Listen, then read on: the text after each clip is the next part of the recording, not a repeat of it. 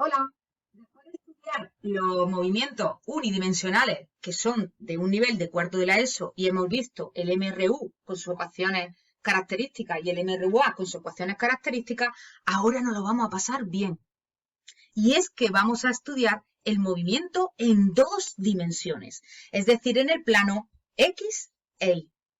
Pero no va a ser tan complicado si tú has entendido lo que es el MRU y lo que es el MRUA, ya que gracias al principio de superposición de movimientos, lo que te dicen es que un movimiento complejo se puede dividir vectorialmente en dos movimientos más sencillos.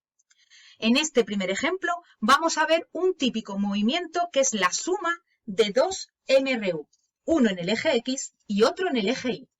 Y ese típico movimiento es cuando tú cruzas una barca a través de un río. No, cuando tú cruzas un río con una barca. Mirad, vamos a imaginarnos este río, que va a tener una cierta anchura, ¿vale? Que la voy a llamar A. Y tú partes de aquí con tu barquita velera, ¿vale? Pones el motor en marcha y el motor te va a dar una velocidad en el eje Y, que vamos a poner Vm. Pero la corriente te va a dar una mala pasada porque te va a empezar a mover hacia, por ejemplo, la derecha. Esta es la velocidad de la corriente. Pues, ¿qué es lo que dice este principio de superposición? Pues lo que dice es que la velocidad total que tú vas a llevar va a ser la suma vectorial de la velocidad de tu motor más la velocidad de la corriente. Es decir, por la regla del paralelogramo, yo podré obtener la velocidad total que realmente, que no me ha salido diagonal, que realmente vas a llevar en la barca. De tal manera que, aunque tu barca esté puesta perpendicularmente hacia el eje Y, como la corriente te está llevando hacia la derecha, tú te estás moviendo perpendicularmente a el río. Esto, por ejemplo, lo puedes observar cuando tú estás en la playa y quieres volver a tu toalla. Tú ves que la toalla la tienes enfrente y empiezas a nadar.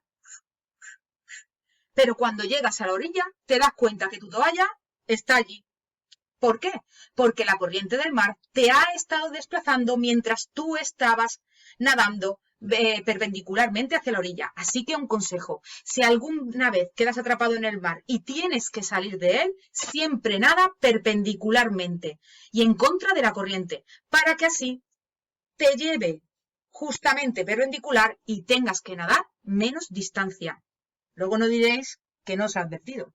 Bueno, de tal manera que lo que va a ocurrir es que tu barca va a terminar aquí. Así que si has quedado con Pepito aquí, realmente te habrás desplazado una cierta distancia d. Si necesito calcular esa velocidad que lleva en total mi barca, pues tendré que utilizar el módulo de este vector, que será calculado como el módulo de cualquier vector. Además, otra pregunta muy típica de este tipo de ejercicios es que le digas con qué dirección se está moviendo el objeto. La dirección siempre es el ángulo que forma esa velocidad total que lleva el cuerpo con el eje X. Es decir, si veis aquí, este ángulo alfa.